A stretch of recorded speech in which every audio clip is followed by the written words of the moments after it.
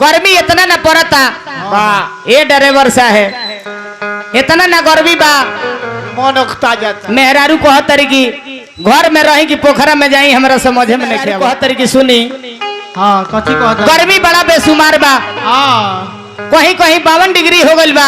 हाँ हमने किया तेज 45-47 में हालत बहुत दयनीय हो गई बा। हाँ हाँ देखी ना मैं चेहरा में दाना फर फर के बुझाता कि एकदम पाक पाक के लटक गई बा।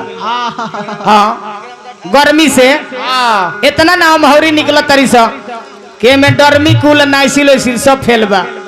कौनो काम नहीं खे कर तो देसी उपाय कह तरी की देसी उपाय करी रौरा कैसे कहतरी रे गरमी बड़ा बेशरमी ए मुना भाई। हाँ हाँ हाई रे गरमिया ना मान सिंह बबुआ कि हाई रे गरमी बड़ा बेशरमी अरे होता बड़ा पसीना बड़ा पसीना होता। मेहरारू मरद से कहतरी हाँ कहतरी की सुनी अरे उरा बात बुझत नहीं खी तब बुझत नहीं खी तब बुझे के परी ऐसे रौरा साफ साफ सुन ली रौरा से हम कहतनी कि हाई रे गरमी बड़ा बेशरमी हाई रे गरमी बड़ा बेशरमी अरे होता बड़ा पसीना हे राजा जी हे बलम जी हमरा के डोला दी पंखा बिना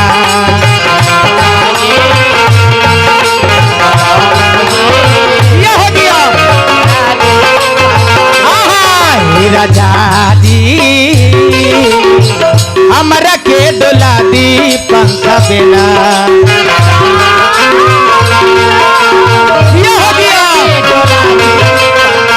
हाय रे गरमी बड़ा बेशरमी हाय रे गरमी बड़ा बेशरमी अरे होता बड़ा पसीना ए राजा जी ए बलम जी हमरा के डोला दी पंखा बिना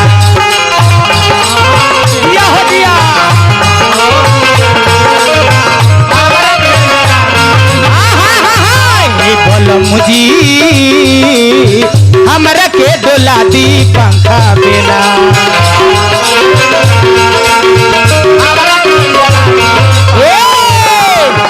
चली एक गीत संगीत पर परम आदरणीय हमारा मुन्ना पासवान जी के माध्यम से फिर 101 रुपया के पुरस्कार आयल हमारा बड़का भाई जिया निवासी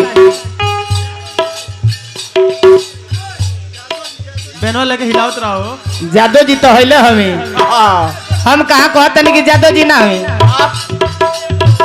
सारा कलाकार लोग खातिर पुरस्कार दिला बने श्रद्धा के जय जयकार रहल शुभकामना खातिर मालिक से प्रार्थना करो।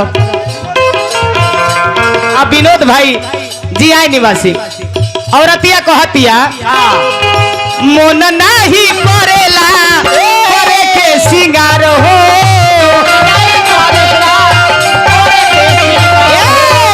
मन नहीं करेला करे के सिंगार हो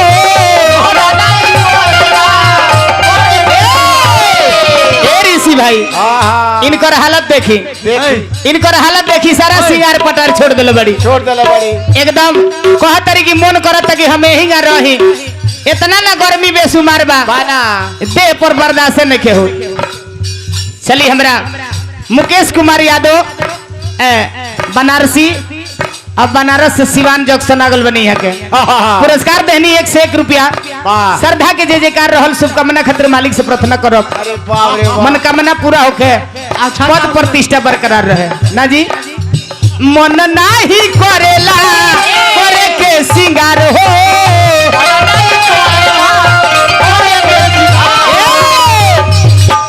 हमारा के लिया दी राजा जी नाइटी सालवार हो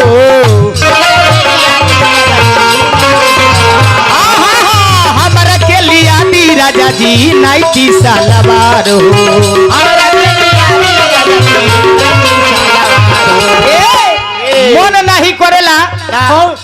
के सिंगार हो। अरे बाप रे बाप, गर्मी से हाँ हाँ गर्मी से मार दे हमके लिया दी राजा जी हाँ हाँ। नाइटी सलवार हो। अरे बाप रे बाप, वो सूती वाला। सूती बात। हाँ हाँ आई रे गर्मी बड़ा बेशरमी, आई रे गर्मी बड़ा बेशरमी, अरे लागे दिल कहीं ना राजा जी हे बलम जी हमरा के डोला दी पंखा देना।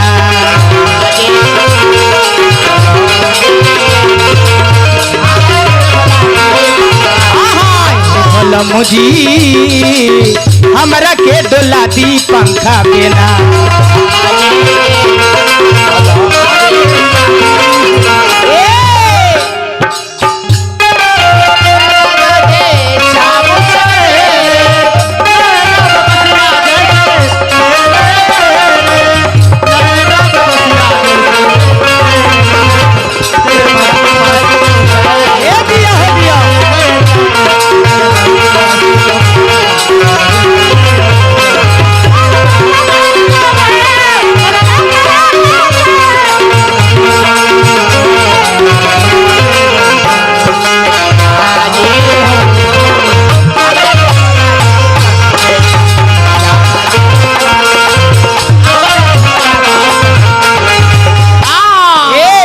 चलिए हमरा मुकेश कुमार यादव जी सिवान जंक्शन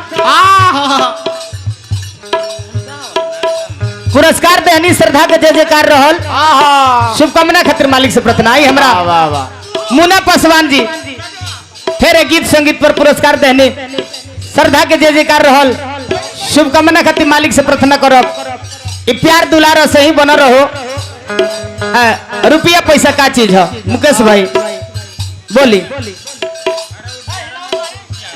अच्छा डीआरएम ऑफिस के तो है हम कहता नहीं कि घर में के रुपया हो मेहरारू कहतरी बोली।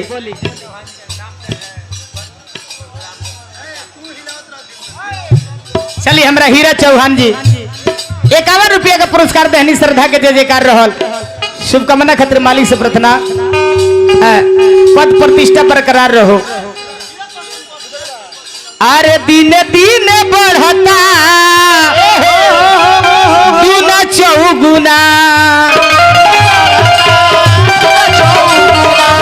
दिन दिन बढ़ता दूना चौगुना,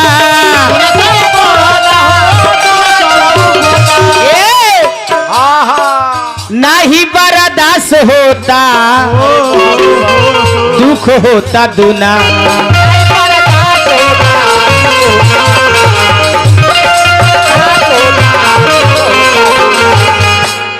चलिए हमरा मनोज राम जी वार्ड साहब बगड़ा पंचायत हमें से देखी खुदरा मंत्री बनी रुवती पुरस्कार देहनी कलाकार लोग मनोबल के बढ़ौनी श्रद्धा के जय जयकार रहल। शुभकामना खातिर मालिक से प्रार्थना ए दिन दिन बढ़ता दूना चौगुना, नहीं बर्दाश्त होता दुख होता दूना, नहीं बर्दाश्त होता दुख होता दूना।